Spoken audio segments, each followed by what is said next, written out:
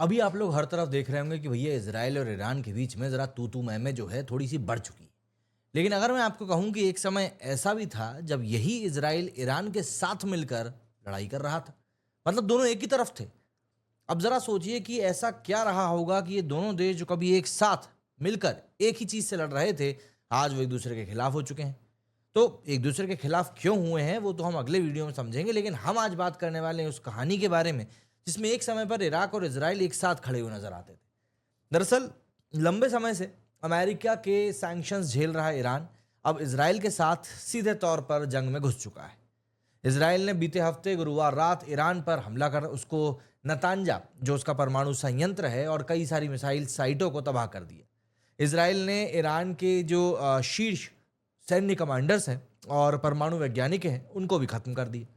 Israel और Iran की इस जंग की सबसे बड़ी वजह है ईरान का न्यूक्लियर प्रोग्राम, जिसे लेकर इजराइल का सीधा सीधा मानना है कि ईरान परमाणु शक्ति बनने के बेहद करीब है। और वहीं ईरान इससे साफ तौर पर इनकार करता है। उसका कहना है कि उसका परमाणु प्रोग्राम जो है वो केवल और केवल नागरिक लोगों के उद्देश्य को लेकर है, मतलब हम एनर्जी जनरेट करना चाहते हैं उससे। दरअसल ईरान पर इजराइल के इस पूरे हमले की जो टाइमिंग है ये इसलिए भी इतनी ज़्यादा अहम हो रही है क्योंकि ईरान के जो कार्यक्रम है उसको लेकर अमेरिका उससे बातचीत कर रहा है। अमेरिका का ट्रंप प्रशासन ईरान को परमाणु बम बनाने से रोकने के लिए उसके साथ एक परमाणु मतलब न्यूक्लियर डील करना चाहता है। समझौते की शर्तों में ईरान से मांग की जा रही है कि वो अपना यूरेनियम संवर्धन रोके। संवर्धित यूरेनियम की परमाणु बम बनाने के लिए इस्तेमाल किया जाता है। लेकिन ईरान ने ईरान से संवर्धन रोकने से किसी तौर पर इनकार कर दिया है, जिससे कि ये जो पूरी डील होनी थी अमेरिका और ईरान के बीच में कमज़ोर पड़ गई। इन्हीं सब के बीच में अमेरिका के सहयोगी इजराइल ने ईरान पर मिसाइलें दाग दी। अमेरिकी सैंक्शन से अलग थलग पड़े ईरान के लिए ये कोई पहली लड़ाई नहीं है, बल्कि उसका जो इतिहास है अगर उसमें देखें तो वो कई सारी लड़ाइयों को झेल चुका है, जिसमें सबसे ज़्यादा विनाशकारी इराक के साथ उसकी जंग थी। इस जंग की खास बात यह भी थी कि उस दौरान खुद इजराइल ने इराक के खिलाफ ईरान का साथ दिया था। इस जंग में ईरान को भारी तबाही झेलनी पड़ी थी। दरअसल ईरान और इराक का जो युद्ध है वो 1980 में शुरू हुआ था, जब इराक के तत्कालीन राष्ट्रपति सद्दाम हुसैन ने दोनों देशों की सीमा का निर्धारण करने वाली नहर पूरी तरीके से शत अल अरब के विवाद को मुद्दा बताकर ईरान पर हमला कर दिया था। हुसैन ने दुनिया को ऐसा दिखाया था कि वो लंबे समय से चले आ रहे सीमा विवाद की वजह से ईरान पर हमला कर रहा है, लेकिन इसकी असल वजह कुछ और थी। सद्दाम हुसैन तब काफी मजबूत शासक माने जाते थे और उन्होंने देश की सेना को बेहद शक्तिशाली भी बनाया था। हमले से ठीक पहले, एक साल पहले, करीब 1979 में ईरान में इस्लामिक क्रांति हुई थी और अयातुल्लाह खुमैनी सत्ता में आए थे। ईरान राजनीतिक बदलाव के दौर से गुजर रहा था और तभी सद्दाम हुसैन ने सोचा कि क्यों ना ईरान के तेल संपन्न खजाकिस्तान पर कब्जा कर लिया जाए। तेहरान टाइम्स की एक रिपोर्ट के मुताबिक इराकी राष्ट्रपति हुसैन ने दावा किया था कि ईरान की नई स्थापित इस्लामिक सरकार उनके देश और मध्य पूर्व को कहीं ना कहीं डिस्टेबलाइज करना चाहती है। सद्दाम हुसैन का मानना था कि इससे पहले खुमैनी की सत्ता उनके लिए खतरा बने, वो खुद खुमैनी को सत्ता से हटा देंगे। इसी तर्क के साथ उन्होंने ईरान पर हमला कर दिया था और इस हमले में उन्हें अमेरिका समेत दुनिया की बड़ी शक्तियों का साथ भी मिला था। हैरानी की बात यह है, इराक ने ईरान के एयरबेस और दूसरे रणनीतिक ठिकानों पर बमबारी करी थी। हमले के एक हफ्ते बाद ही यूएन की जो सुरक्षा परिषद है उन्होंने दोनों पक्षों से संघर्ष विराम का आह्वान किया और शांति से सभी मुद्दे सुलझाने की बात कही। जवाब में इराकी राष्ट्रपति हुसैन ने ये बात कही थी कि अगर ईरान संघर्ष विराम पर राजी हो गया तो उनका देश भी राजी हो जाएगा। लेकिन ईरान से संघर्ष विराम से साफ इनकार कर दिया।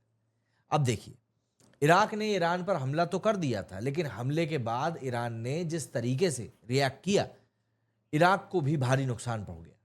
आज इजराइल ने जो तर्क देकर ईरान पर हमला किया है, वही तर्क देकर उसने इराक के खिलाफ ईरान की मदद करी थी। इजराइल इराक के परमाणु कार्यक्रम से नाराज था।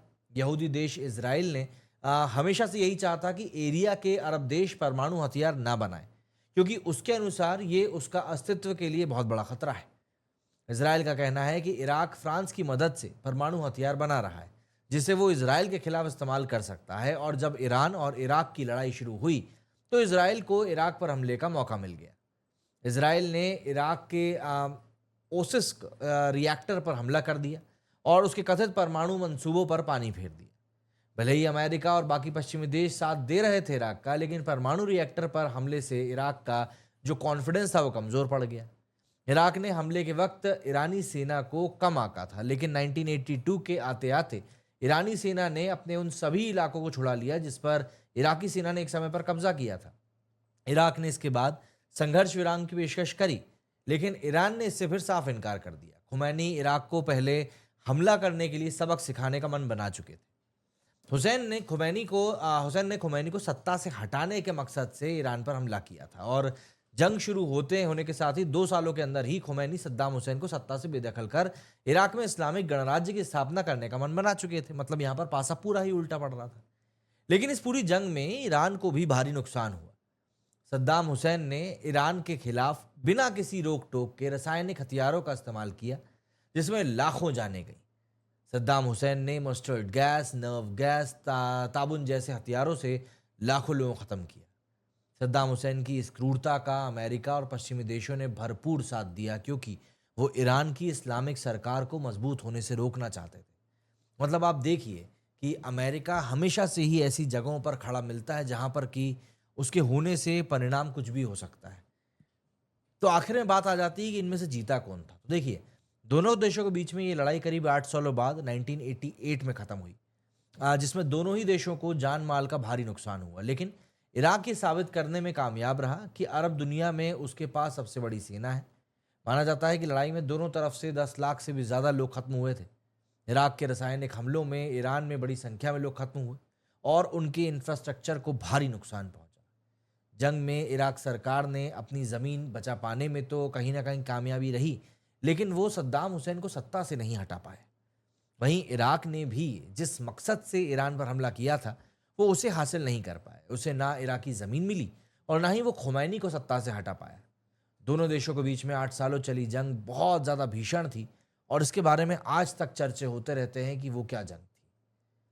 तो देखिए कहानी किस तरीके से मोड़ ले लेती है। एक बार जो इजराइल ईरान के साथ खड़े होकर लड़ रहा था, आज वो दोनों आपस में लड़ रहे हैं। आप बताइए आपका इस बारे में क्या कुछ कहना है। मेरे स्टूडियो फिलहाल इतना ही। जय हिंद, जय भारत।